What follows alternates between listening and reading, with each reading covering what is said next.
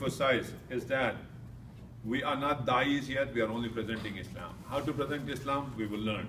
The second thing is, have confidence in the deen. This is a guaranteed deen. This is no joke. We do not have to force upon anybody. And we cannot change anybody's heart. So we should have the confidence that what I'm saying, you don't have to justify, you know what, Islam. No. This is Islam. Whether you like it or not, this is the truth, al-haq, and that will sink in their mind one way or the other. Somebody came to oppose, that's fine. One day I was at the booth, for instance, and this guy came in and pointed to the Quran and said, this book is causing that mother sitting in the White House. This book is what is causing all the trouble in the world, pointing to the Quran, right? So what do we do? I mean, he was all red and blue. This is the book that is causing all the trouble. Okay, sir, is this your opinion or do you know something more? I don't care. So, okay, if it is your opinion, you have every right to your opinion. But if you would like to know, we can discuss. So, I don't care, I don't want to discuss nothing. I said, have a nice day, sir. Thank you for stopping by. He was agitated because he wanted some retaliation. Right, brother? I think, who was there? Hassan, you were with me, right? One of the brothers, and the other brother who was there, he said, why did you not say something? I said, what are you gonna say? Because while experience will tell you when somebody is ready to listen and when somebody just want to give it. When they want to give it, take it, brother. Take it, smile and say, thank you. The Quran says when the jahil comes, when an ignorant person comes, says, Qalu salama, peace be upon you. That's it. And those brothers who, Sister Ali has been in the field, Brother Noman has been in the field for long. These are the brothers and sisters who can assist us into dispensing what is Islam and how do we go about doing it, inshallah. And it does not mean that you have only to go to the booth. It does not mean that you have to only take a class. But once you learn presenting Islam, the moment you sit around next person, just start with it. But start with it casual, because the neighbors, for instance, they were non-believing neighbors of the Messenger of Allah sallallahu alaihi wasallam.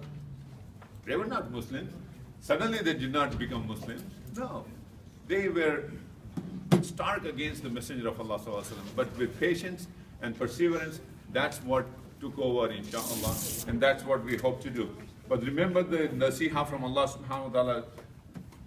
Inna zaqal hadithi kitabullah wa khayral hadi hadi Muhammadin sallallahu alaihi wasallam. Verily, the most beautiful speech is the book of Allah, and the best guidance is the guidance of Prophet Muhammad sallallahu alaihi wasallam. Me, no, any da'i, no. Just look. Ud'u ila sabili bil mau'izatil hasana wa jadilhum billati hiya ahsan. Argue with them in the best manner, most gracious, and that is the best. That's the best you can do. At work, at wherever, and do not argue with them. Because, we have this tendency, oh, your book is wrong, my book is right. They will say, oh, your book is wrong, my book is right. Now, where is the proof? What are we going to do? How are we going to deal? And also, once they get, the one thing that you have to remove the barriers is you and I. We believe. Now, Islam teaches, Muslims believe. It makes a whole big difference for the person who is listening. Oh, maybe you believe, so what, he will say, But when you are saying Islam teaches this one, Muslims believe, there are 1.8 billion Muslims in the world who believe in this one. But when you say, oh, I believe, and I do this, and we Muslims, it is very difficult to get out of it. It took me really 20 years. Now, when somebody comes in, Islam teaches this, Muslims believe in this one.